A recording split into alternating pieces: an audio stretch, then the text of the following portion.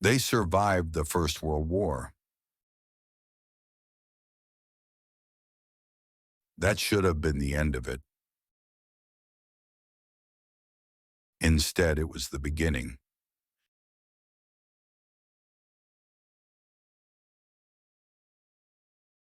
In 1918, Germany lay defeated. Millions were dead. An empire had collapsed. Across Europe, the guns fell silent, and the war that was supposed to end all wars finally came to a close. But for a small group of men, the war did not end when the armistice was signed. It followed them. They returned home carrying medals, wounds, grievances, and questions that had no answers. Some came back as heroes in a nation that no longer wanted heroes. Others returned unnoticed, convinced their sacrifices had been wasted. All of them struggled to make sense of a defeat that did not feel final. Within a single generation, these same men would lead Germany into another war. One far more violent, far more ideological, and far more destructive than the first. This is not a coincidence. When the First World War began in 1914, it was greeted with celebration and certainty. Young men volunteered in overwhelming numbers, convinced they were stepping into a moment of destiny. Across Germany, the war promised belonging, purpose, and meaning.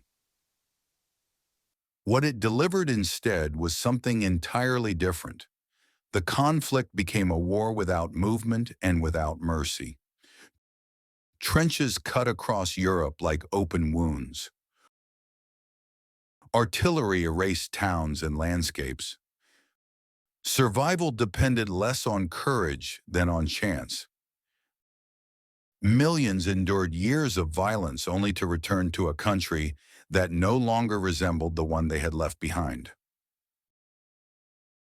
Germany did not simply lose the war, it lost its footing. The empire vanished. Revolution erupted. Political extremism flourished.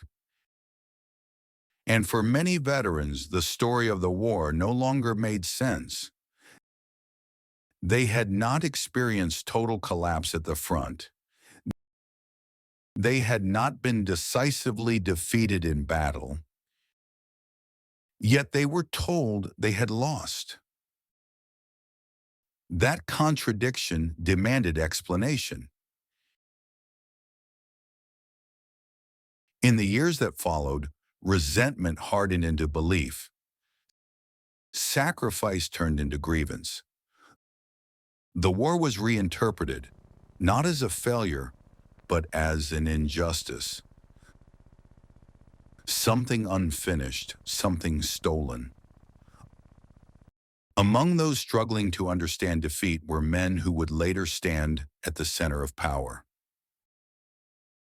At the time, they were nothing special. An infantry messenger, a fighter pilot, a staff officer, an intelligence operative. Men shaped by different roles, different experiences, and different conclusions, but all forged by the same war. Each took something away from it. Some learned obedience, some learned ambition, some learned how to manipulate systems, information, and people, and one learned how to turn personal defeat into national destiny. This documentary is not about the battles of World War I. It is about what the war created. It traces how 6 men, Rudolf Hess, Hermann Göring, Wilhelm Keitel, Wilhelm Canaris, Alfred Jodl, and Adolf Hitler were shaped by their service in the Kaiser's War, and how those experiences followed them into the heart of the Nazi regime. The First World War did not end in 1918. For these men, it merely changed form.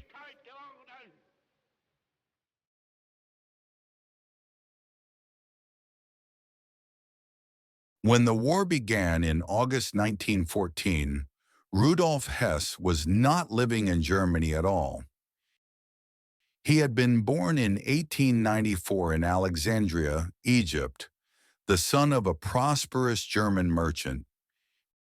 His early life was comfortable, orderly, and insulated from hardship. Hess grew up within the closed world of expatriate privilege, surrounded by German culture but distant from the German nation itself. It was a childhood marked less by struggle than by a persistent sense of not quite belonging. His father intended him for business, not soldiering. Yet Hess was drawn instead to ideas of national identity and sacrifice, ideas that were gaining strength among young Germans in the years before the war. By the time he was sent to study in Germany and later Switzerland, his worldview had already begun to harden. He saw Germany not simply as a country, but as a cause. The outbreak of war gave that cause a physical form.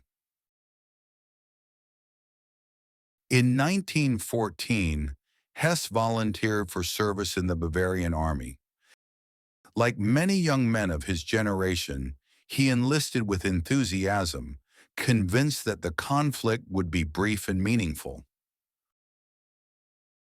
War promised clarity, an opportunity to prove loyalty, courage, and worth. The reality he encountered on the Western Front was very different. Hess served initially as an infantryman, where he was exposed to the grinding routine of trench warfare. Long periods of waiting, followed by sudden bombardments or attacks that shattered any sense of control. Conditions were harsh, morale fragile, and survival often felt arbitrary. In 1916, Hess was wounded in action. The injury removed him from the front temporarily, but it did not dampen his commitment to the war. If anything, it reinforced his belief that personal sacrifice was both necessary and noble. Unlike some veterans who emerged from the trenches disillusioned, Hess clung to the idea that suffering had meaning. As the war dragged on, Hess sought a new role. He transferred to the German Air Service, drawn by the prestige and perceived independence of aviation. Fighter pilots occupied a unique place in the wartime imagination. Individual warriors in a conflict otherwise defined by mass death and anonymity. For Hess, flying represented escape from the mud of the trenches and entry into a more heroic vision of war. He trained as a pilot, but timing worked against him. By the time he completed his instruction, the war was nearing its end. Hess never flew in combat. The armistice came before he had the chance to prove himself in the air. For Hess, the war ended not with triumph or closure, but with frustration. Germany's surrender in November 1918 came as a shock. Like many veterans, Hess struggled to reconcile defeat with his own experience. He had not witnessed a total military collapse. The army, in his eyes, had endured. The sense that Germany had been cheated of victory took root quickly.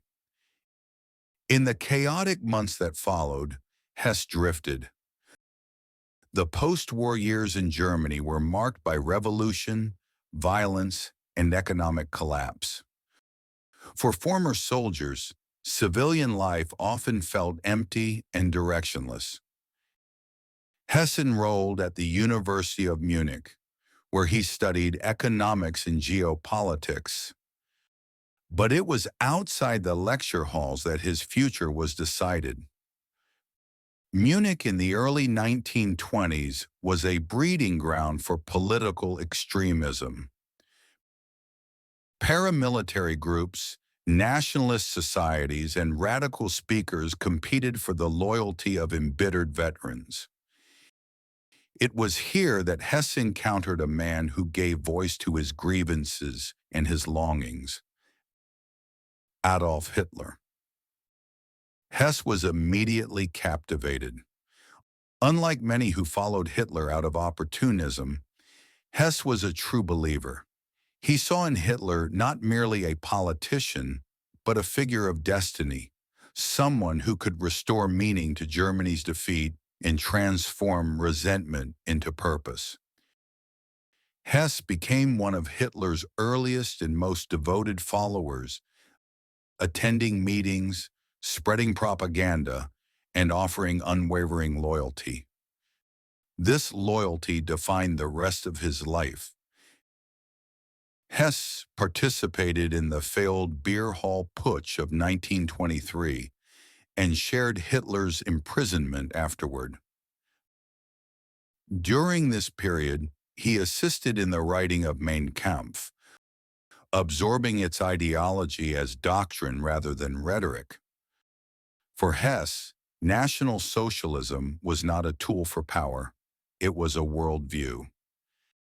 As the Nazi movement grew, Hess rose with it. By 1933, he had become Deputy Führer, formally second only to Hitler within their party hierarchy. Yet despite his rank, Hess wielded little independent authority. His influence rested not on political skill, but on proximity to the Führer and unshakable devotion. World War II exposed the limits of that devotion. As the Nazi state expanded and power consolidated around figures like Göring, Himmler, and Bormann, Hess became increasingly marginalized. Isolated, uncertain, and still driven by the belief that he alone understood Hitler's true mission, Hess made a decision that shocked even his closest associates. In May 1941, he flew alone to Scotland, attempting to negotiate peace with Britain. The mission failed utterly. Hess was arrested and spent the remainder of the war in captivity. At Nuremberg, he was sentenced to life imprisonment, not for battlefield crimes, but for his role in sustaining a regime built on aggression and terror. Rudolf Hess would spend more than 4 decades in Spandau prison, almost entirely alone. In 1987, at the age of 93, he died there, the last surviving prisoner of the Nazi leadership. His life traced a straight, unbroken line from youthful idealism to ideological obsession. The First World War had given Hess a sense of purpose he never found elsewhere. When that war ended without victory, he spent the rest of his life trying to give its sacrifices meaning, no matter the cost.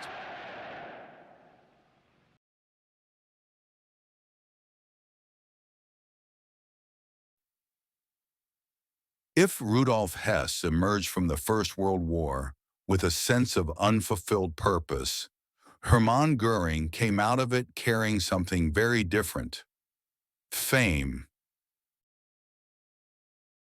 Göring was born in 1893 into a family steeped in authority and privilege. His father was a former colonial governor and diplomat, a man who moved comfortably within the structures of empire. From an early age, Göring absorbed a belief in hierarchy, command, and entitlement. He did not merely want to serve, he wanted to stand above others. Unlike Hess, Göring entered military life already confident in his place within it.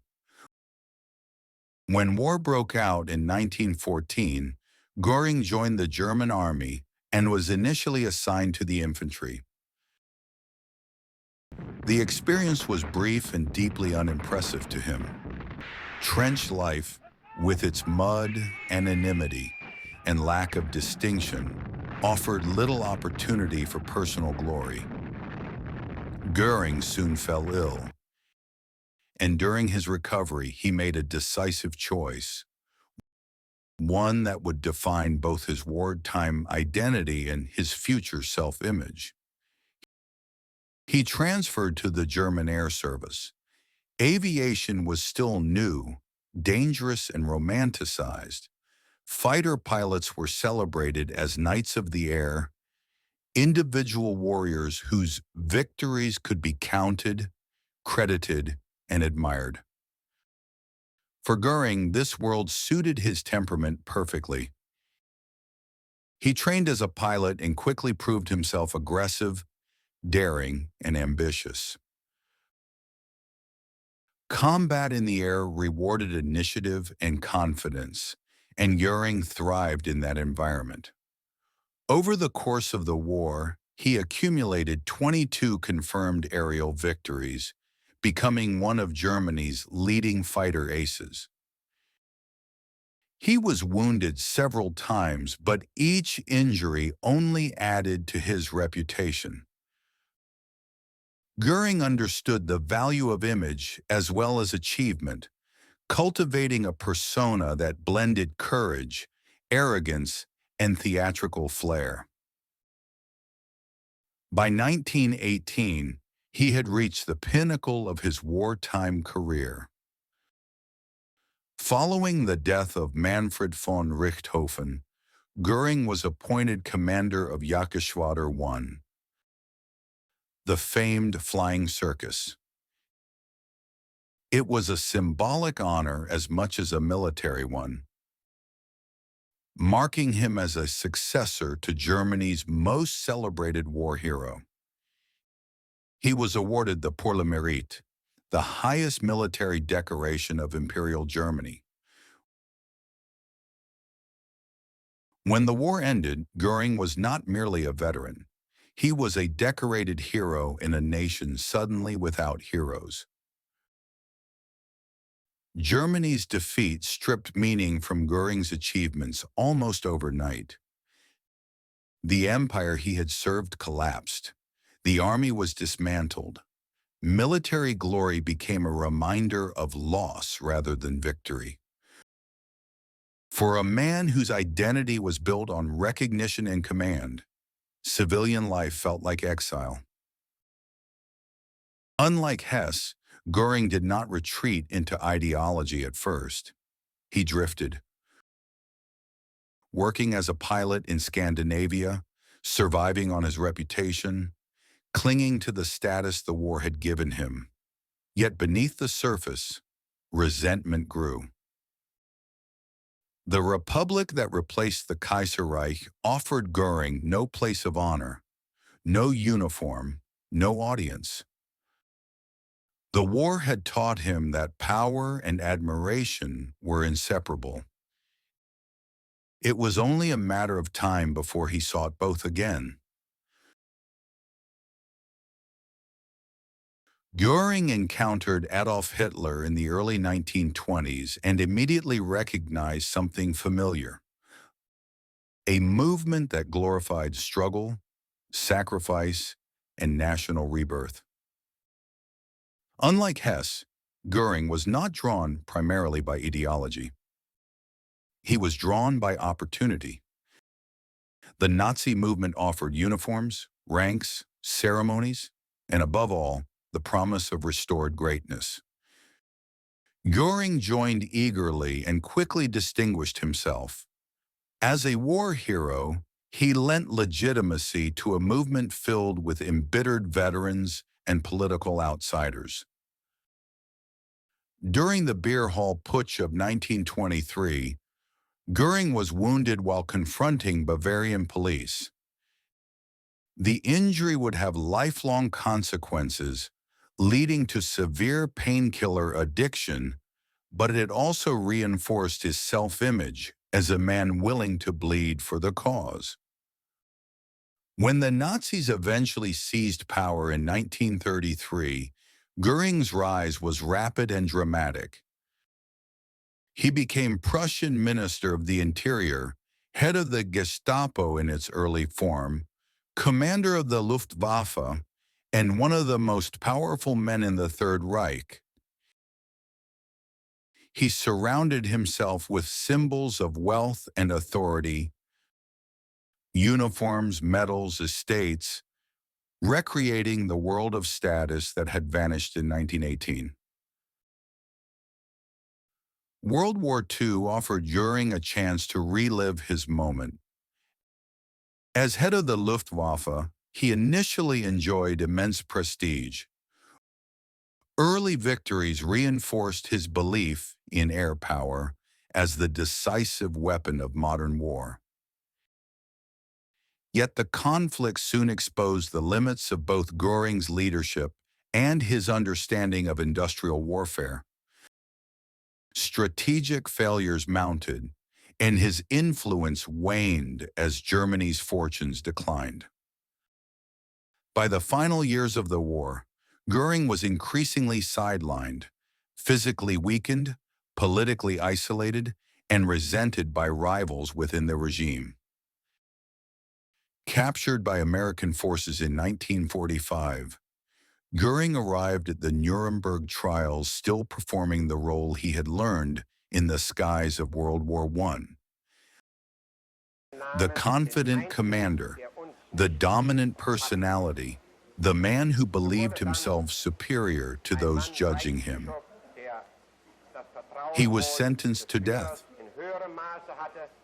On the eve of his execution in 1946, Hermann Göring took his own life with a concealed cyanide capsule, denying his captors the final spectacle.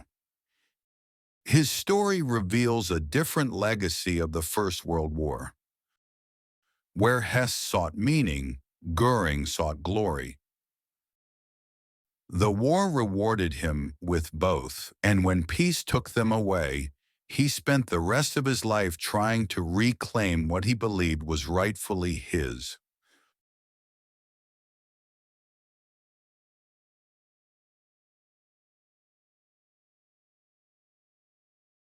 Not all of the men shaped by the First World War returned as heroes or ideologues. Some returned as functionaries. Wilhelm Keitel did not seek attention, admiration, or personal distinction.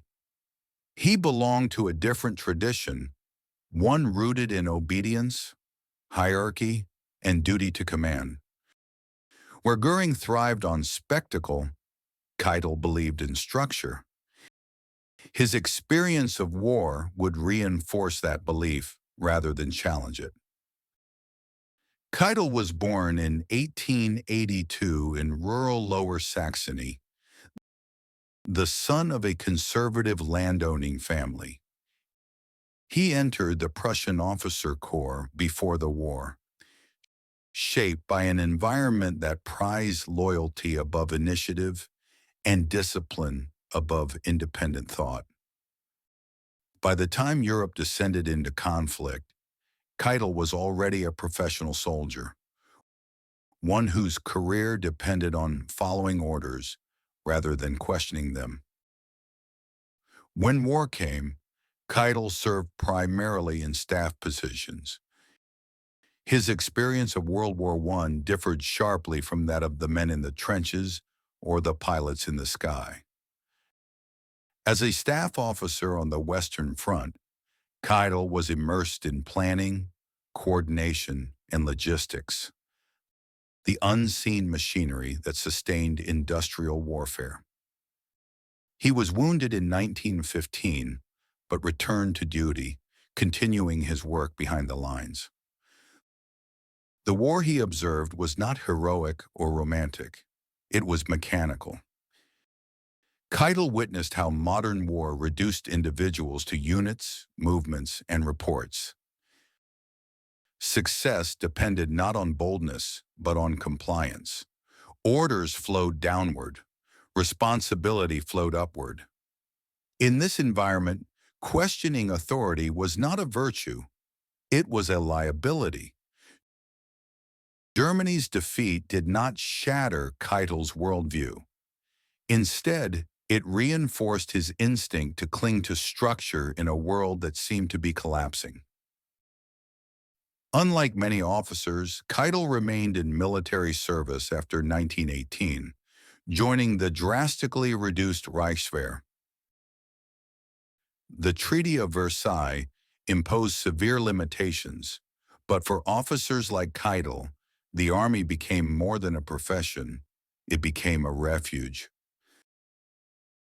The small, insular force cultivated loyalty, conformity, and a sense of being the last custodians of order in a fractured society.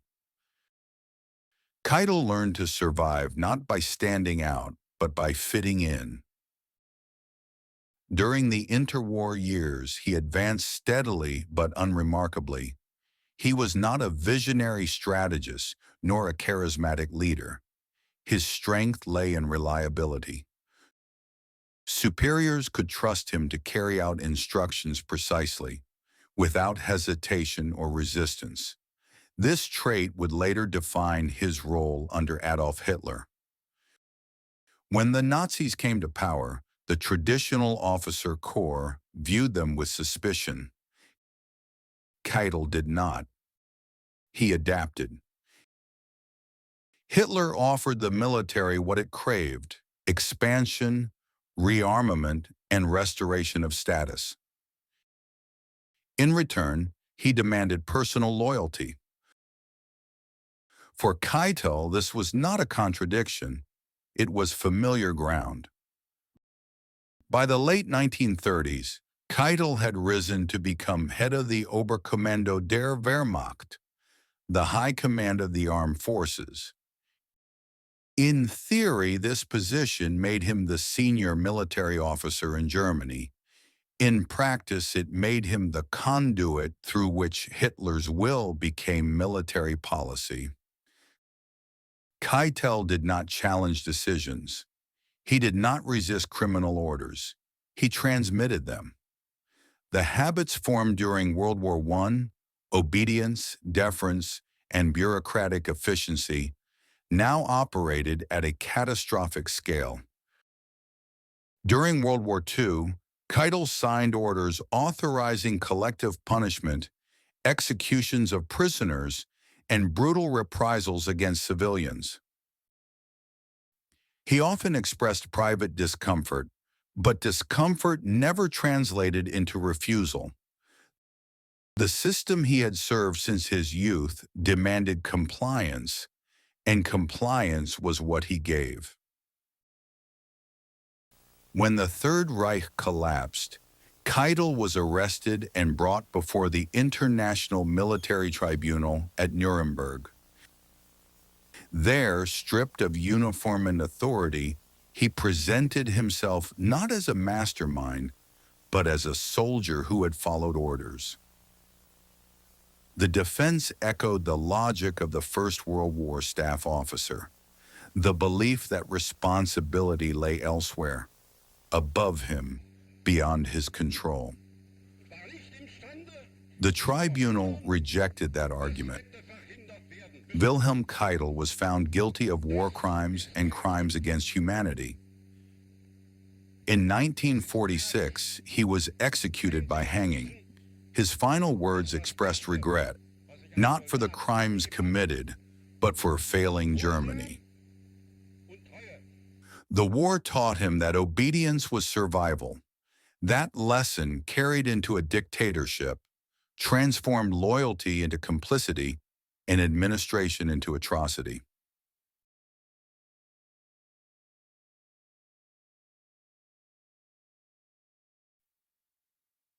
If Wilhelm Keitel represented the soldier who obeyed, Wilhelm Canaris represented the officer who observed. Canaris moved through the First World War not in mass formations or formal staff offices, but along the edges of the conflict where deception, language, and improvisation mattered more than rank. His experience of the war would shape a career defined not by loyalty to ideology, but by calculation and concealment. Born in 1887 into a cultured middle-class family, Canaris chose the Imperial Navy as his profession. He was small in stature, introspective, and intellectually inclined, traits that set him apart from the archetypal Prussian officer.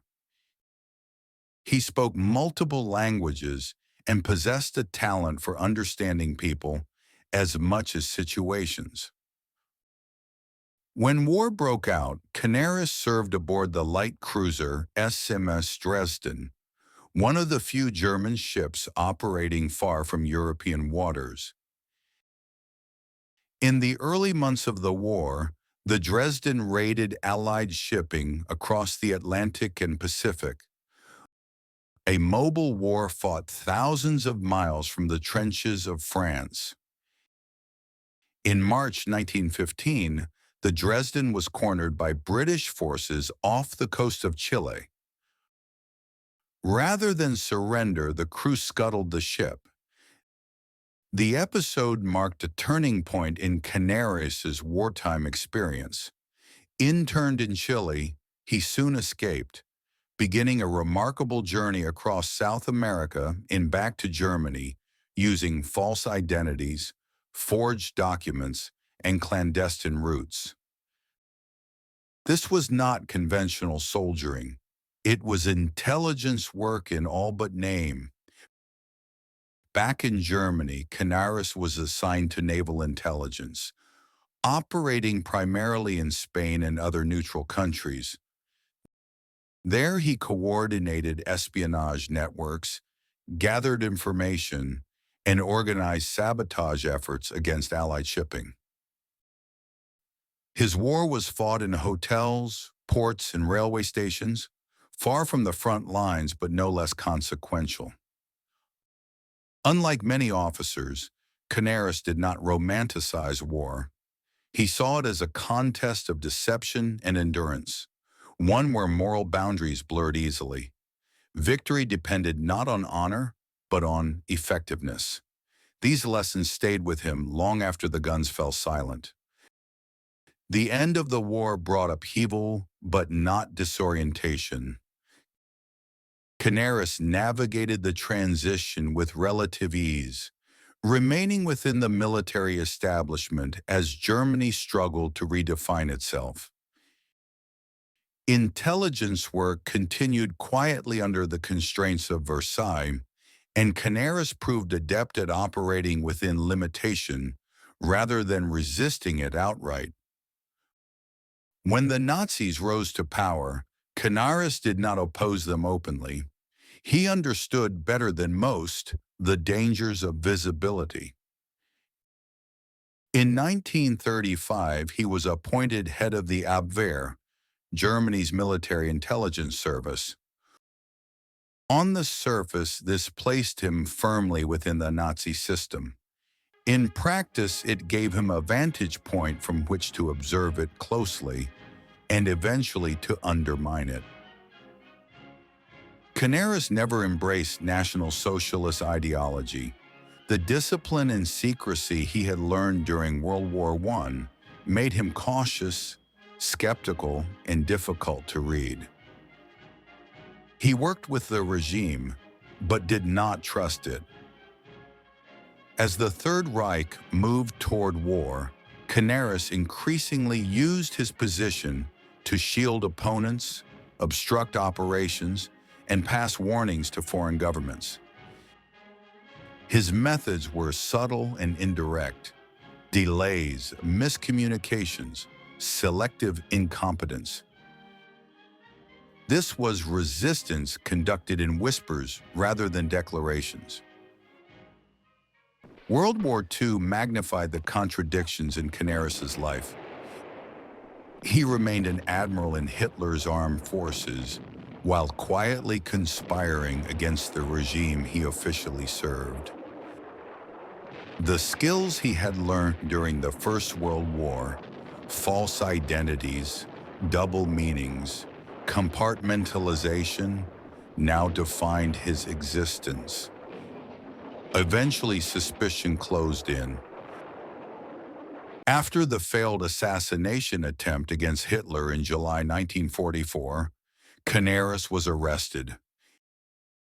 Evidence of his opposition, long concealed, was uncovered. He was imprisoned and subjected to interrogation, though he revealed little. In April 1945, with the Third Reich collapsing around him, Wilhelm Canaris was executed at Flossenbürg concentration camp. His death passed largely unnoticed amid the chaos of defeat. Canaris's life reveals yet another legacy of the First World War. Where some learned obedience and others learned ambition, Canaris learned ambiguity. He understood that power often hides in shadows, and that survival sometimes depends on knowing when to speak, when to lie, and when to remain silent.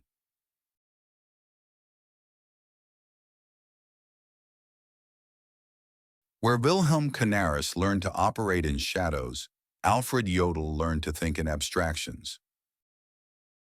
Jodl was not a man shaped by escape, heroism, or ideology. His world was one of maps, timetables, and orders transmitted across distance. The First World War did not give him glory or notoriety. It gave him a method. Born in 1890 into a military family, Jodl entered the Bavarian army as a career officer. He was methodical, reserved, and intellectually inclined, with little interest in spectacle or politics. When the war began, he accepted it as a professional obligation rather than a personal crusade. Jodl served as an artillery officer on the Western Front. Artillery warfare demanded precision, patience, and coordination. Targets were often unseen. Effects were measured in calculations rather than direct observation. For Jodl, this form of combat reinforced a growing distance between action and consequence, a separation that would later define his role in far larger operations.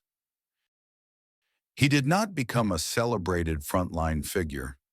There were no dramatic decorations, no legends attached to his name. Instead, Jodl absorbed the logic of industrial war. Success depended on planning, timing, and the efficient movement of resources. The individual mattered less than the system. When the war ended, Jodl, like Keitel, remained in uniform. The post-war Reichswehr became a laboratory for officers who believed that Germany's defeat had been technical rather than moral. Jodl embraced this view. He focused on doctrine, operational theory, and the refinement of command structures that could be expanded when restrictions were eventually lifted.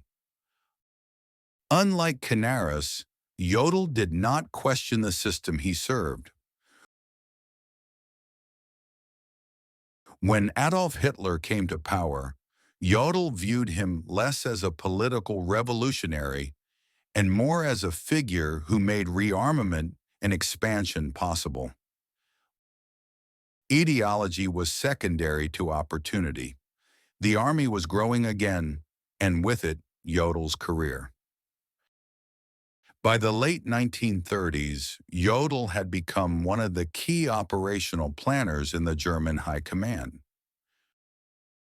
During World War II, he served as Chief of Operations at the Oberkommando der Wehrmacht, working closely with Wilhelm Keitel. If Keitel transmitted Hitler's orders, Jodl translated them into operational reality. He prepared invasion plans, coordinated campaigns, and monitored the progress of war across multiple fronts. This role placed him at the heart of decision-making. Yet Jodl rarely questioned the broader implications of what he planned. The habits formed during the First World War, distance from the battlefield, focus on execution rather than ethics, shaped his approach. War was a problem to be solved, not a human catastrophe to be weighed. As the conflict escalated, Jodl's work became increasingly detached from reality. Plans grew more ambitious as resources dwindled. Maps replaced men. Calculations replaced judgment.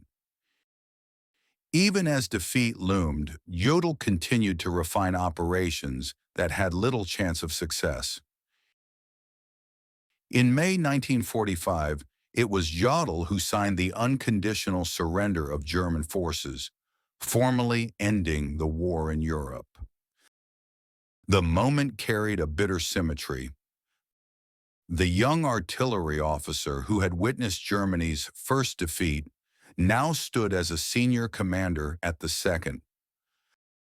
The war that had shaped his career had come full circle. At Nuremberg, Jodl defended himself as a professional soldier. He argued that he had planned campaigns, not crimes. Like Keitel, he claimed responsibility ended where orders began. The tribunal disagreed.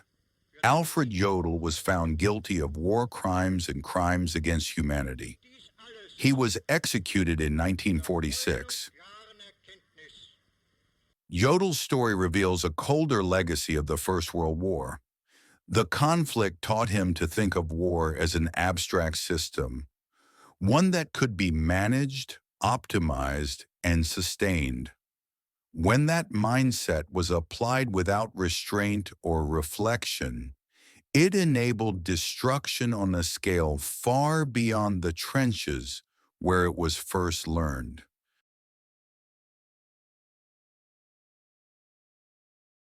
Unlike the men who would later command armies and sign orders, Adolf Hitler experienced the First World War from the margins. He did not enter the conflict as a professional soldier, nor as a man of status or confidence. The outbreak of war did not interrupt a promising life. It gave direction to one that had none. Hitler volunteered eagerly. Assigned to the Bavarian Reserve Infantry Regiment 16, he served as a regimental messenger, carrying orders between frontline units and headquarters. The role was dangerous, requiring repeated exposure to artillery fire in open ground. But it also placed him slightly apart from the daily routine of trench life. Hitler was neither a commanding officer nor a common infantryman. He occupied a narrow space in between. The war became his world. Hitler experienced combat on the Western Front, including the First Battle of Ypres, where his regiment suffered devastating losses. He was wounded in 1916 and temporarily removed from the front, only to return once recovered. In 1918, he was blinded temporarily by a British gas attack and hospitalized as the war drew to its close. Unlike many veterans, Hitler did not form close personal bonds during the war. Comrades later recalled him as withdrawn, intense, and politically opinionated even before the armistice. He read constantly, absorbed military communiques, and followed events with obsessive focus. The army gave him structure, identity, and belonging, things he had failed to secure in civilian life. For Hitler, the war was not merely endured, it was embraced.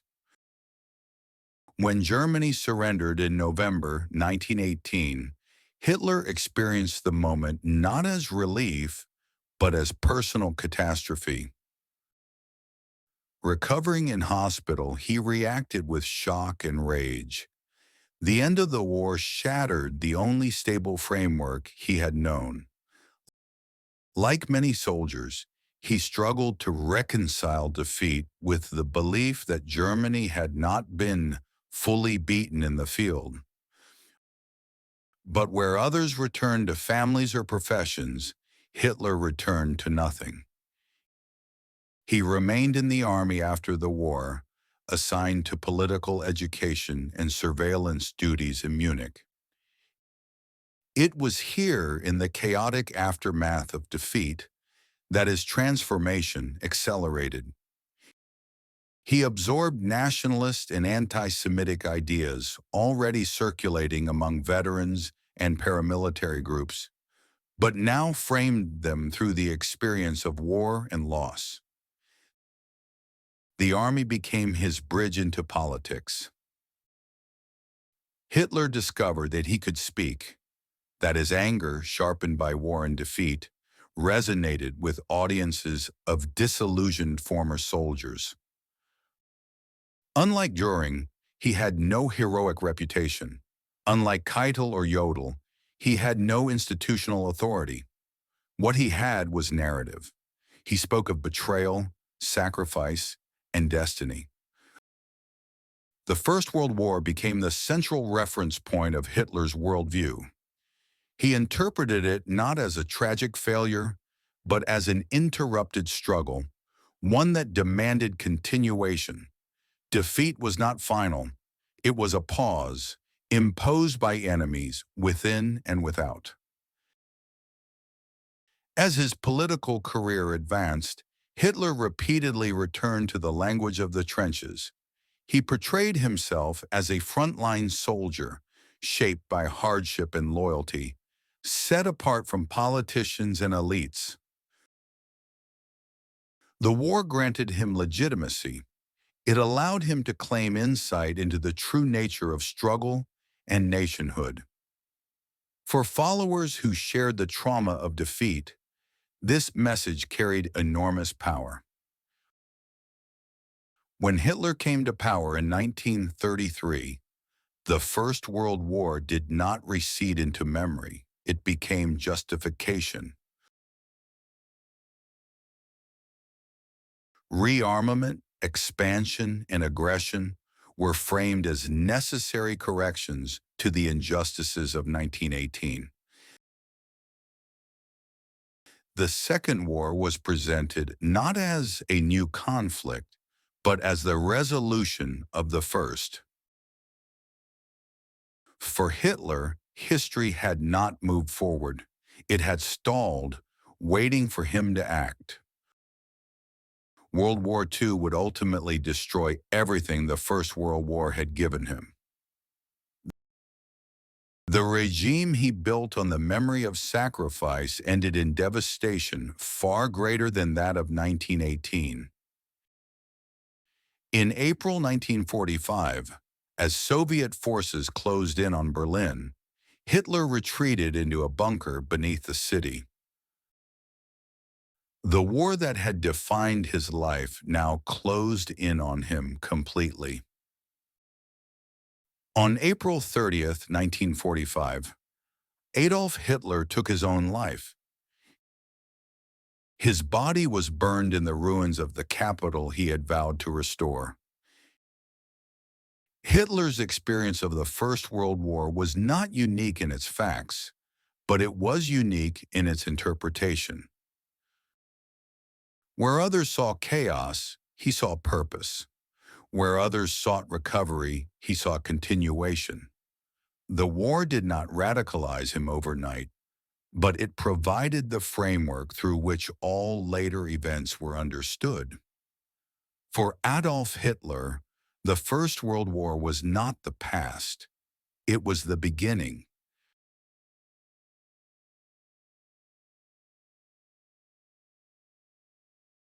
Not every architect of the Third Reich had been shaped by the First World War in uniform. While figures like Hitler, Göring, and their contemporaries carried the war as lived experience, others knew it only at a distance.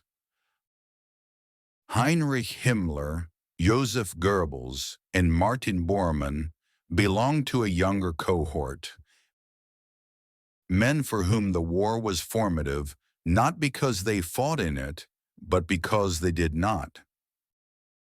Their absence from the battlefield mattered. Heinrich Himmler was born in 1900.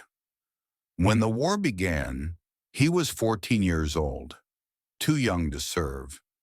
He spent the conflict as a student, sheltered from combat but surrounded by its rhetoric. Like many boys of his generation, Himmler admired the military and longed for participation, but the armistice arrived before he could enlist. The result was frustration rather than trauma. Himmler emerged from the war physically untouched, but psychologically affected by defeat and humiliation. He attempted to join the army in the early post-war years, but failed due to health issues.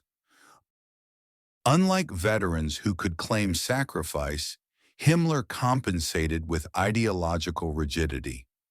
Discipline, purity, and obedience became substitutes for experience. His vision of war was abstract and mythologized. When Himmler later built the SS, it reflected not the chaos of the trenches, but an imagined ideal of order and loyalty.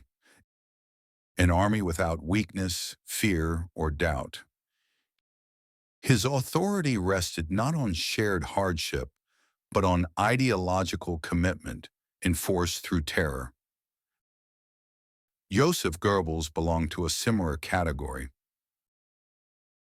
Born in 1897, Goebbels was of age to serve by the final year of the war, but he was rejected due to a childhood disability that left him with a limp.